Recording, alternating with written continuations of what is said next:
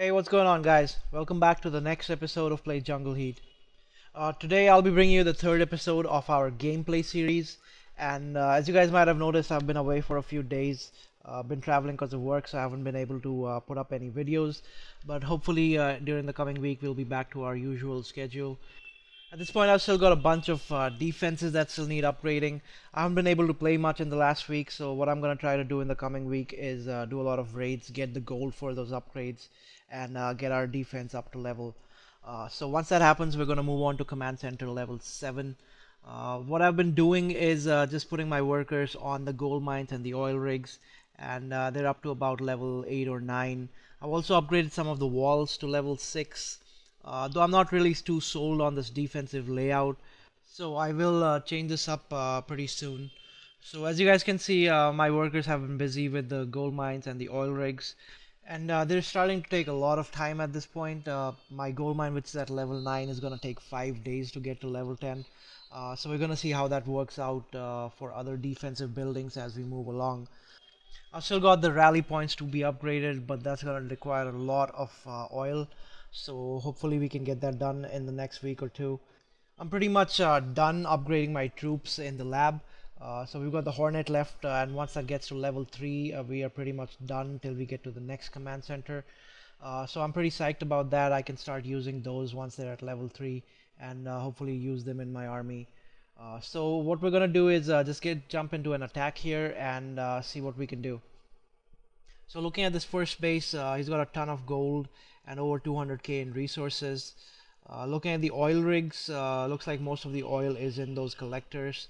There seems to be some gold in the storages, so we're gonna see how this works out. The base seems to be pretty well defended, so I'm not sure if I'll be able to get a star, but that's not what I'm after here. Mostly the gold and the oil. So what we're gonna try to do is I'm gonna start off with dropping a few riflemen, pick off some of those buildings on the outside, and then try to work my way to that gold storage at the bottom.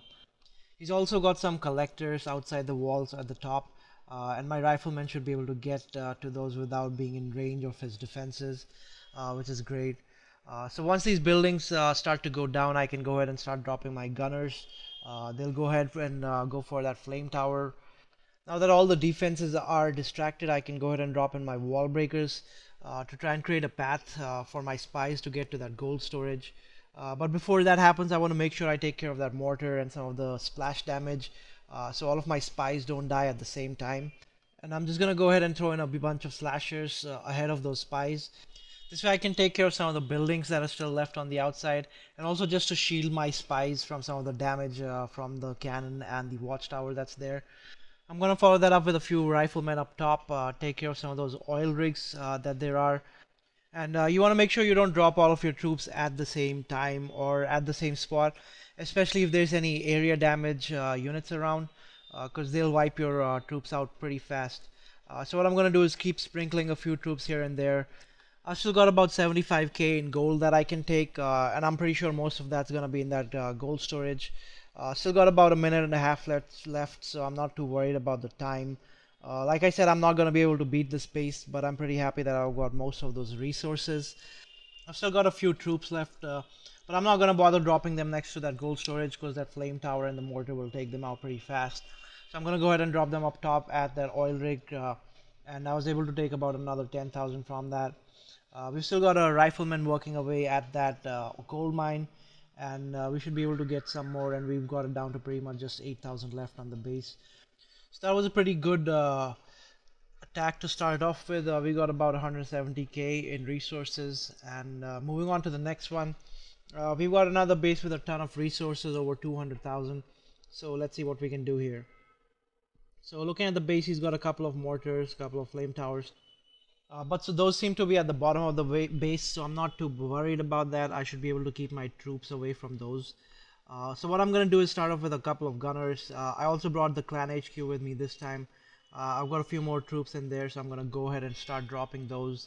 Unfortunately, I had a Jericho right there at the top, so my troops were distracted by that for a bit, but I'm not too worried. So once my troops move to the middle in that main compartment, they're not being bombarded by two mortars at the same time. I didn't bring in enough wall breakers, so what I'm gonna try to do here is drop in a few more slashers to break through those walls and get access to those resource collectors. Now that those buildings in that first compartment are down, I can go ahead and start dropping in a few more slashers to work on those walls. Looking at the resources, it looks like most of that oil is in the oil rigs. There should still be some in the storages, maybe about 20 to 30,000, but the majority of it should be in the collectors. So once I have that opening to the center of the base, I can go ahead and start dropping in my spies, and they're going to go to work on those collectors.